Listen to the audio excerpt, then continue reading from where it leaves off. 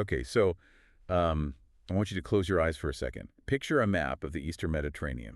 Right now in late February 2026. Yeah, exactly. And usually, when you look at that slice of the world, the Greek islands, the Turkish coast, Cyprus, you're thinking about summer Right, vacations. the postcard version, the whole Mamma Mia fantasy. Exactly. You're thinking about whitewashed villas, olive groves, maybe a nice boat trip to some ancient ruins. But the reason we're doing this deep dive today is that if you look at that exact same map right now through the eyes of a military strategist or an energy CEO, you shouldn't be seeing a holiday brochure at all. No, you really shouldn't. You should be seeing a cockpit. That is the perfect word for it. It's a cockpit. This entire stretch of blue water has basically turned into the staging ground for a massive, incredibly complex geopolitical game. And the pieces on the board aren't just the local neighbors anymore. Right. It's not just Greece and Turkey shouting at each other across the Aegean like they have for, well, decades. No, and that's the crucial shift we really need to unpack today. It's no longer just a bilateral squabble over fishing rights or airspace. We're talking about a web that stretches from the ports of India through the Persian Gulf right up to the gas fields off the coast of Crete. And linking directly to American corporate power, it is huge. Absolutely massive. So to help you navigate this, we are diving into a brand new paper. It literally dropped yesterday, Friday, February 27th, 2026. Hot off the presses. Right. It's from the Global Review, written by the analyst Fareed Novin. And title sounds a bit academic. It's called The Eastern Mediterranean Hexagon and the Future of NATO's Southern Flank. But the content, Oh, it reads like a thriller. it really does. Because Novin is essentially putting a name to something that's been forming quietly in the shadows for a few years. He calls it the hexagon. Hexagon? I know, it sounds like a secret society or something out of a Marvel movie. It does, doesn't it? But it's actually this new, completely unwritten alliance structure. It involves Greece, Cyprus, Israel, the United Arab Emirates, India, and in sort of a roundabout strategic way, Egypt. And Novin's argument is that this hexagon is totally rewriting the rules of how the West deals with Turkey, Russia, and global energy security. So our mission today is to figure out how a local dispute over who owns a patch of sea has globalized into this massive standoff. Right, a standoff involving U.S. energy giants, Indian trade routes, and Israeli missile tech. Exactly. And the billion-dollar question for us is, does this new structure prevent a war, or does it actually make one more likely? Because when you add more players to a game... You add more ways for things to go wrong. Precisely. But before we get to the spy thriller stuff, the missiles and the secret alliances, we really have to look at the map again, because to an outsider, this friction between Greece and Turkey, it feels ancient. Novin actually calls it a century of structural friction. Right, going back to the Treaty of Lausanne, the 1974 Cyprus crisis, and the 1995 casus belli over the 12 nautical mile water extension. So why is 2026 different? Why are we talking about this right now? Well, to understand 2026, you have to understand the psychology of the geography. Novin spends quite a bit of time on this. If you look at the Aegean Sea, you have thousands of Greek islands. Thousands of them. Right. And some of them are just a few miles, literally swimming distance off the Turkish coast. Yeah, if you stand on the Turkish coast, you can see Greek flags on the houses. Exactly. Yeah. Now, if you apply standard international maritime law, the stuff Greece uses, specifically UNCLOS, the UN Convention on the Law of the Sea, those islands generate their own economic zones. They have rights to the sea around them. Right. And if you draw those circles, the Aegean basically becomes a Greek lake. So Turkey, which actually has the longest coastline in the Eastern Mediterranean, feels physically imprisoned. So they feel boxed in by their own geography. Precisely. They view the Aegean archipelago not just as islands, but as a structural constraint on their power. And this is where we have to define a term that comes up constantly in the source material. The blue homeland. Yes. Mavi Vatan in Turkish. We've heard that term thrown around a lot in the news over the last year or so. It sounds very patriotic, but what does it actually mean operationally? I mean, is it just a political slogan? No, it's much more than a slogan. It's a core doctrine.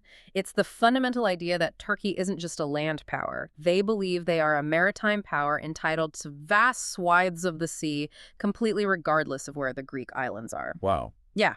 For Ankara, making concessions isn't just about losing some gas or fishing rights. It's about strategic diminishment. They genuinely think if they give an inch on the map, they lose their entire future as a great power. And this clash of worldviews, Greek international law versus Turkish doctrine, really came to a head last year, didn't it? June 2025. The maps war. The maps war.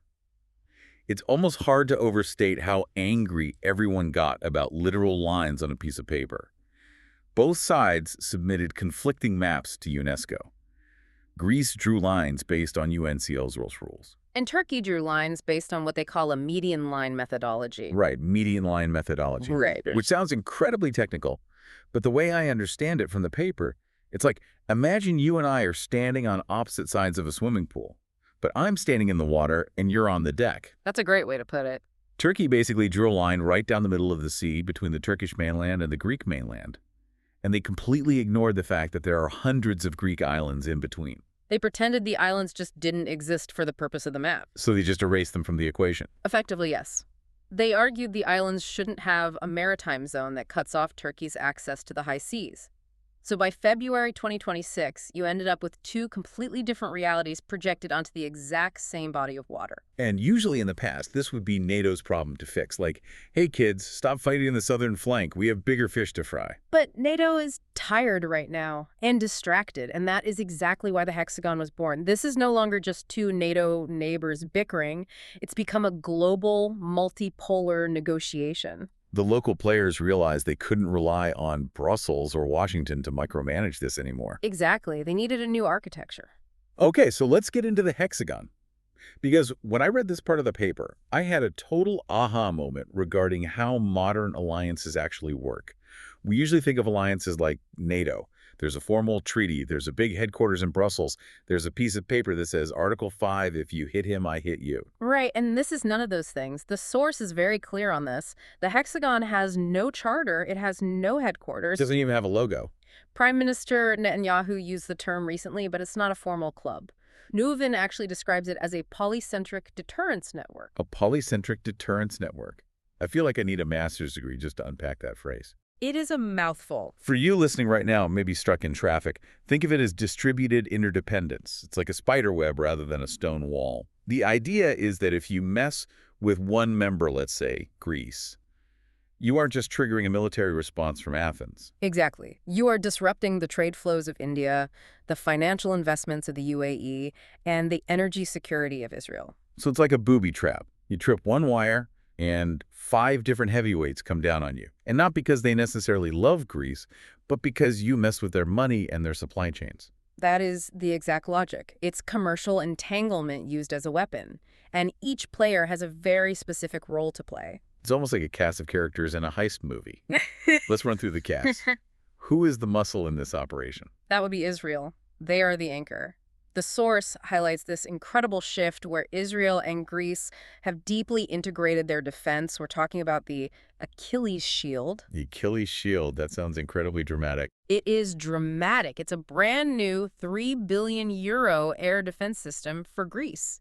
We're talking about technology directly based on Israel's Iron Dome and their newer systems. Plus, Greece is buying POS rocket systems, right? Yes. Basically, Israel is providing the cutting-edge tech to turn the Greek islands into an absolute fortress. Okay, so Israel provides the shield. Who provides the depth? Because Greece is a relatively small country. If things go wrong, they don't have a ton of room to retreat. That is India. And this is the part of the paper that I think surprises most people. Yeah, I honestly had to double-check the map when I read that. What is India doing in the Mediterranean? It feels like they're a long, long way from home. They are, but they desperately need a secure road to Europe. Specifically, they're building the IM, the India-Middle East-Europe Economic Corridor. India wants to send goods to Europe, but they have a massive geopolitical problem. They absolutely do not want those goods going through what they call the Turkey-Pakistan axis. Exactly. India views Turkey as becoming way too cozy with Pakistan on defense and ideology. So India needs a detour, a bypass road. Right, and the route goes from India to the UAE to Saudi Arabia, up to Israel, across to Greece, and then into Europe. And Greece is the hinge that connects India directly to the EU. The source even mentions that major EU-India trade deal from just last month, January 2026, which totally cements this whole route. That is fascinating. So for India, protecting Greece isn't about charity. It's about protecting their literal highway to the European market. If Turkey controls the sea lanes, they control India's trade. And India simply cannot allow that. Okay, so we have Israel as the anchor, India providing strategic depth. What about the UAE? The UAE is the financier. They're the John. logistical bridge. They're the ones putting up the serious cash. They're investing heavily in ports and what's called the Great Sea Interconnector. It's a great sea interconnector. That's the electricity cable. Yeah, it's a massive subsea electricity cable linking the power grids of Israel, Cyprus, and Greece. It effectively creates a single unified energy grid for the region. So again, if you cut that cable, you're not just annoying Athens. You're actively losing money for Abu Dhabi. Correct. And then, of course, you have Cyprus. Cyprus has had such a rough history. Usually they're seen as the victim in all this geopolitical maneuvering, divided and occupied since 1974. But that perception is rapidly changing. The source argues Cyprus has transformed from a victim of partition into a forward operating node. A node. Yeah, they're hosting training, surveillance, and basically acting as an unsinkable aircraft carrier for this entire alliance. And as we said, Greece acts as the hinge connecting it all to NATO and the EU. But we shouldn't forget Egypt in all this. Right, Egypt is crucial even though they aren't fully in the hexagon. They have their own internal economic issues to deal with. They do, but they act as a strategic balancer. They strongly oppose the maritime claims Turkey has been making, so they side with Greece to keep the regional balance in check. It's just such a complex web. But here's where it gets really, really interesting to me. Because all of this political maneuvering, it's totally theoretical until someone actually puts a drill in the water. And that just happened. It did, just a couple of weeks ago. This is what Novin calls the Chevron moment. Arguably the most important thing happening in the region right now. February 16th, 2026. Let's break this down. Why does an energy contract completely change the game? Well, Chevron, the massive American energy giant, along with Helleniker Energy, signed agreements with Greece for offshore leases to explore for gas south of Crete. But the kicker here is the ownership structure. Chevron holds a 70% operating interest. 70%. That is a massive commitment, and Novin calls this the pivot variable, because think about the implications. Right. If Turkey wants to harass a Greek survey ship now, they aren't just harassing a Greek boat anymore. They're directly messing with a massive American corporation and distinct U.S. commercial interests. Exactly. The source calls it proxy deterrence. It internationalizes the dispute instantly. If Turkey interferes, they suddenly have a very real problem with Washington, not just Athens. It's almost like using a massive corporation as a human shield. That's a brutal way to put it, but yeah. And remember, Chevron also operates major assets in Israel and Egypt.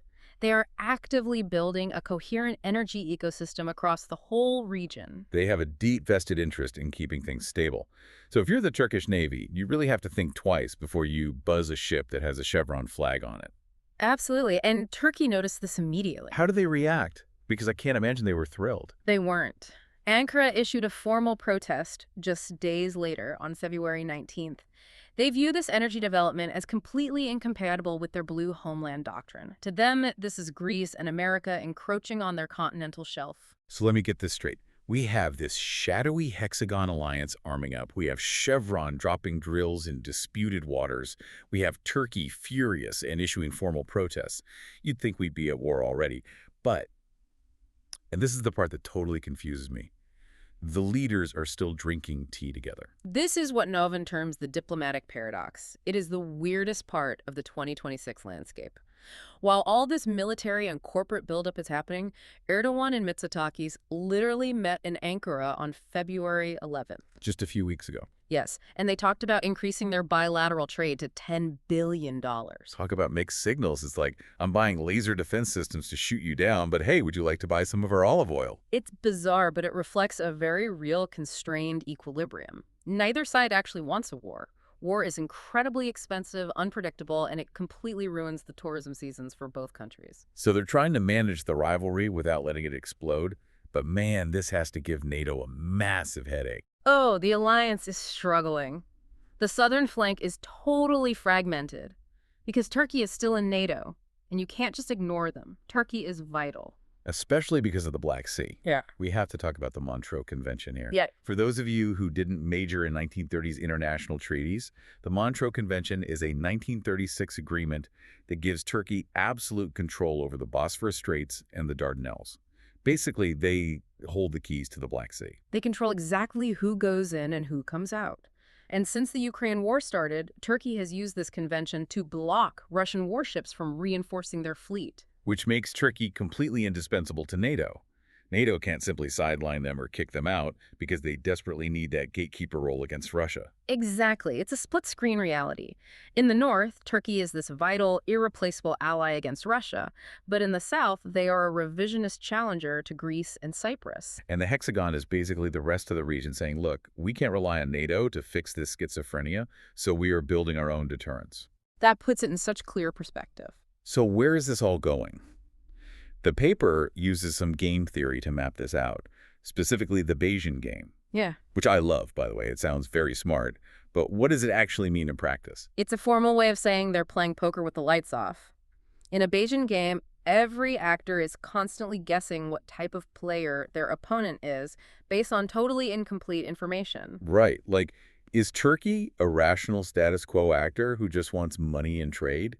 Or are they a revisionist ideologue who wants glory and land, regardless of the economic cost? And everyone is guessing about everyone else. So what are the odds? Novin outlines 4 scenarios for the future. Lay them out for us. Well, the most likely scenario at a 45% probability is what he calls salami slicing. Salami slicing. Geopolitics has the best terminology. Basically means just taking little pieces at a time, right? Exactly. Status quo. Turkey keeps pushing small boundaries, issuing Navitex alerts. Just to clarify, a Navitex is a navigational telex, right? Like a broadcast to ships saying, stay away, we're doing a military exercise here. Right. Turkey uses them all the time to temporarily block off areas of the sea that Greece claims. In this salami slicing scenario, they just keep doing that. They create facts on the water without ever doing something big enough to start a full-blown war. So they slice the salami so thin that no single slice is worth starting World War III over, but eventually the whole sausage is gone. That's the perfect analogy. It's just enough to be annoying and slowly gain ground, but not enough to trigger the hexagon's wrath or provoke Chevron. But there are scarier scenarios in the report. There are. Scenario B is Indo-Pacific contagion. Novin gives this a 20% probability. This is the scenario where the U.S. gets distracted. Yes. If China makes a move on Taiwan or tensions really spike in the South China Sea, the U.S. shifts all its military attention and resources to Asia. Turkey might see that as a golden window of opportunity to act. Just like they did during the Armenia crisis back in 1996. Exactly, thinking the U.S. isn't watching closely enough to intervene. But the source points out that the Chevron factor makes this much riskier now. Right, because even if the U.S. Navy physically sails to Asia, U.S. corporate interests are still permanently anchored off Crete. Messing with them is extremely dangerous. You can't really sneak an attack when American shareholders are watching their quarterly returns. Exactly. Money keeps everyone honest. Which leads us to the optimistic scenario. Is there a world where everyone just gets along and gets rich? That would be scenario D, the energy breakthrough, also sitting at a 20% probability. I like the sound of that. How does that happen? This is the ultimate wild card. The Herodopus Basin. Geologists think there could be an absolutely massive gas discovery sitting down there. We're talking billions and billions of dollars worth of energy. So if seismic surveys in late 2026 actually confirm a huge find, money might start to talk. That's the hope. If the pot of gold is big enough, Turkey might decide it's simply better to be a rational partner and get a piece of the pie, rather than being aggressive and risking getting nothing at all. They might drop the revisionism for pure profit, becoming a rational actor. They might say, okay, we'll follow your maritime rules if we get a lucrative percentage of the gas revenues. So we're basically waiting to see if greed can save the peace. In a way, yes. The source suggests that between now and 2030, the stability of the entire region depends on whether energy interdependence can transform this bitter rivalry into just standard business competition. It is amazing how much has changed.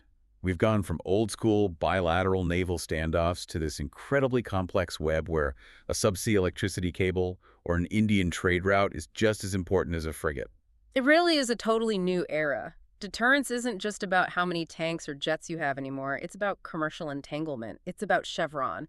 It's about the IMEC corridor. The theory is that you bind the region together so tightly with money and infrastructure that war simply becomes too expensive to afford. But it is a very high-stakes bet if one domino falls. The whole web shakes. Ugh. It works great until it doesn't. So for everyone listening to this, why does this matter to you? You know, sitting in traffic or at the gym.